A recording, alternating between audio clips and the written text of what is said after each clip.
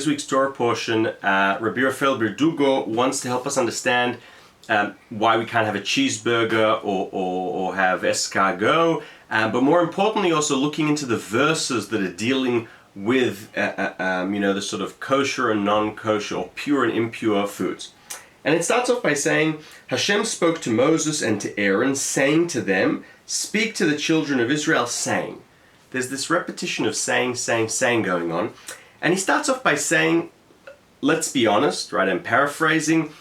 Keeping kosher is difficult. Keeping kosher is difficult. Not only is it difficult, but it's not really logical. It's difficult to understand.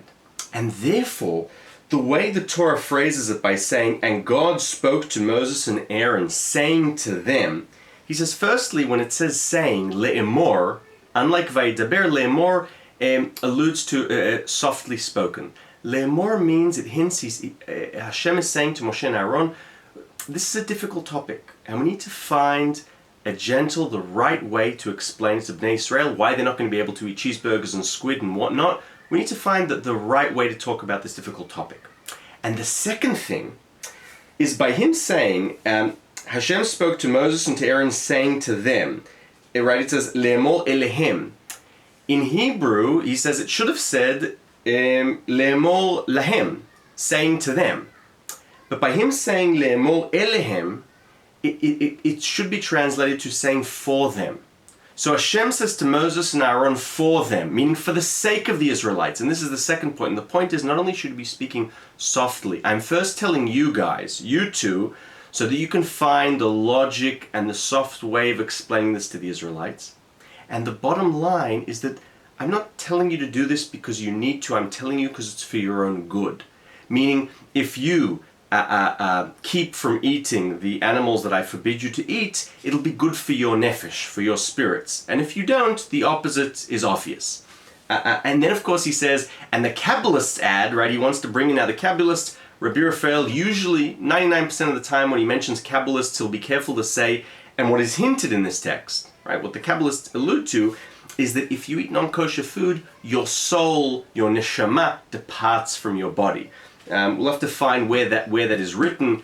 Perhaps it's a Zoharic text. But in any event, the idea is that, right, behema, animals are called chaya, chayut, they give you life, and therefore, and the neshama is always alive. So if you put something impure in, there is no way that your neshama will stay there, and therefore it departs. Even knowing Zohar, perhaps this means temporarily until you get your act together.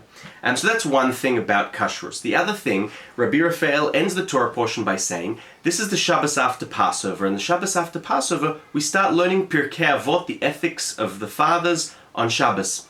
And since we're learning the ethics of fathers on Shabbos, he starts giving us his spiel on Pirkei Avot, and I want to just give the first most beautiful thing he teaches. Pirkei Avot is the sixth Sedra, the sixth chapter of the Mishnah, and it starts off by saying, Moshe received the Torah from Sinai, and the lineage, right, and so on and so forth, right? Who received the Torah from who? And Rabbi Raphael asks a beautiful question. He says, if we're talking here about making sure that everything we're going to learn now about ethics comes from Moses, comes from Mount Sinai, from God, surely the first Mishnah should have started with this. The first Mishnah should have been, Moshe received the Torah from Sinai and Moshe passed it on. Why are you only remembering 6 times later? And he says, Rabbi Ovadia Bar Tanura teaches us, it's because with halacha no one doubts that it comes from Sinai. But Pirkei Avot, the ethics of the fathers, we're talking about ethics, how to be a mensch. And just like non-Jews, goyim, make up their own ethics, one would have thought that we too make up our own ethics. The reason, therefore, it starts with Moses received this from Sinai is that not only how halacha, the laws, but also how to behave comes from Sinai. Except Rabbi Raphael says, if you ask me though, I don't think that's the case, because if that was the case, everyone would be saying the same thing. Everyone would be saying what Rabbi Shimon HaTzadik is saying. Rather, he says, if you ask me, I think the chapter of ethics is that every person, every rabbi that speaks is saying things out of Ruach HaKodesh, divine inspiration.